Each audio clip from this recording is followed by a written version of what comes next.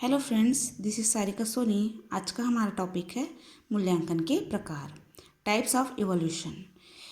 Evolution या मूल्यांकन का अर्थ होता है मूल्य का आकलन करना, ये पता लगाना कि बच्चे ने कितना सीखा है। पढ़ाते समय या पढ़ाने के बाद टीचर के द्वारा यह पता लगाना कि बच्चे को कितना समझ आया है, वो कितना सीख पाया है जो हम उन्हें सिखा रहे हैं, वो कहलाता है मूल्यांकन। मूल्यांकन 3 प्रकार के होते हैं। पहला है निर्माणात्मक या रचनात्मक मूल्यांकन, फॉर्मेटिव इवोल्यूशन।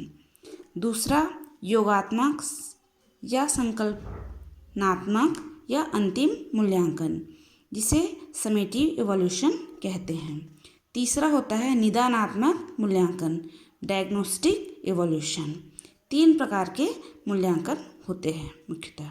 निर्माणात्मक मूल्यांकन या फॉर्मेटिव इवोल्यूशन, इसको पढ़ाते समय जब कोई टीचर क्वेश्चन पूछ रहा होता है, ये पता लगाते हैं कि उसे कितना समझ आ रहा है या वो कितना समझ रहा है, उसे कहते हैं निर्माणात्मक या रचनात्मक मूल्यांकन। बच्चों की लगातार प्रतिपुष्टि के लिए निर्माणात्मक मूल्यांकन सहायक है। प्रतिपुष्टि मतलब फीडबैक, बच्चे को कितना समझ आ रहा है, टीचर के द्वारा ये पता करना कि किसी चैप्टर को आप समझा रहे हैं तो बीच बीच में क्वेश्चन करते हैं, तो वहाँ पर हो रहा है निर्माणात्मक या रचनात्मक मूल्यांकन, जिसे क्या कहते हैं फॉर्मेटिव इवोल्यूशन।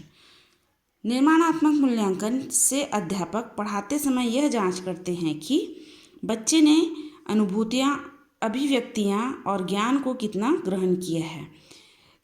यहाँ पर टीचर ये पता करता है कि बच्चे को जो समझाया गया है वो कितना समझ आया है, वो ज्ञान को कितना ग्रहण किया है, ये पता लगाते हैं। वहाँ पर होता है फॉर्मेटिव इवोल्यूशन। निर्माणात्मक मूल्यांकन पाठ के बीच बीच में से किया जाता है। यहाँ पर होता है असेसमेंट ऑफ लर्निंग, अधिगम के लिए आकलन। अधिगम मतलब सीखना, सीखने के लिए आकलन कि बच्चा कितना सीख रहा है जिसको हम उन्हें सिखा रहे हैं, तो वहाँ पर होता है फॉर्मेटिव इवोल्यूशन। सेकंड है योगात्मक, जिसे कहते हैं समेटिव इवोल्यूशन। यहाँ पर योगात्मक मूल्यांकन सत्र के अंत में होता है। अध्यापक द्वारा पढ़ाने के बाद यह देखना कि बच्चों ने ज्ञान को किस हद तक ग्रहण किया है। निर्माणात्मक मूल्यांकन समेटिव असेसमेंट या समेटिव इवोल्यूशन में ये चैप्टर के लास्ट में या सत्र के अंत में जो चैप्टर हम पढ़ा रहे हैं उसके पढ़ाने के लास्ट में जब करते हैं हम, तो ये पता करते हैं कि बच्चे को कितना समझ आया। तो यहाँ पर होता है अधिगम का आकलन। ये पढ़ाने के सत्र के अंत में इसका क्वेश्चन यदि करते हैं तो वो किस में आता है, समेटिव असेसमेंट, समेटिव इवोल्यूशन। ये किसी पाठ को पढ़ाने के बाद जब अध्यापक बच्चों से क्वेश्चन करे तो वहाँ पर होता है समेटिव इवोल्यूशन या योगात्मक मूल्यांकन। तीसरा है फ्रेंड्स निदानात्मक मूल्यांकन, डायग्नोस्टिक इवोल्यूशन।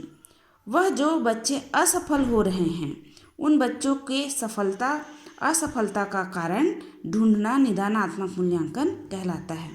ऐसे बच्चे जिन्हें हम पढ़ाते हैं तो वो पढ़ने में, समझने में जो उन्हें अच्छे से समझ नहीं आ पाता, तो उसके प्रॉब्लम को डायग्नोस करना, प्रॉब्लम को पहले पता लगाना, उसके बाद उसके लिए रेमेडियल टीचिंग करना, उपचारात्मक शिक्षण देना उन्हें, तो वहाँ पर होता है निदानात्मक मूल्यांकन।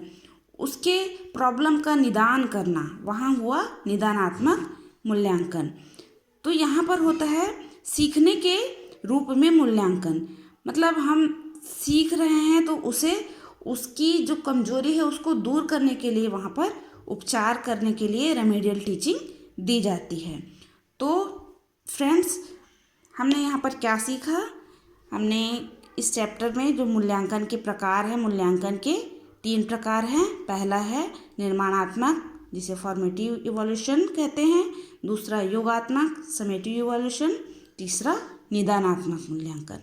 पढ़ाते समय जो किया जाता है वहाँ पर होता है फॉर्मेटिव इवोल्यूशन, निर्माणात्मक मूल्यांकन। पढ़ाने के बाद जो किया जाता है या सत्र के अंत में किया जाता है, किसी चैप्टर को पढ़ाने के बाद हम यदि क्वेश्चन करते हैं तो वो होता है योगात्मक मूल्यांकन।